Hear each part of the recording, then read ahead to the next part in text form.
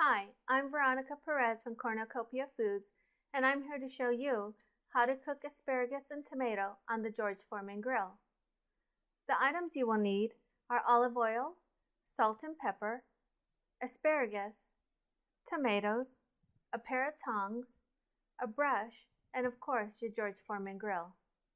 The first thing you'll need to do is brush some olive oil on your asparagus. I like using olive oil because it has a clean, crisp taste, but you might want to use vegetable oil or melted butter.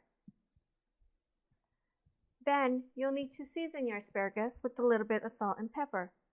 Salt and pepper is a staple that you'll find in your pantry, but you can use any of your favorite seasonings or spices. Then you'll do the same with your tomatoes. Brush them with a little bit of olive oil and season them with a little bit of salt and pepper.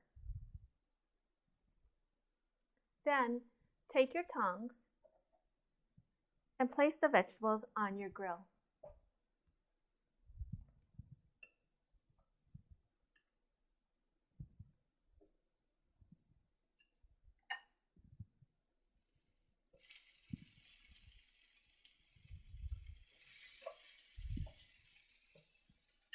And they should be ready in about 3 or 4 minutes. Okay, so it's been about 3 or 4 minutes now.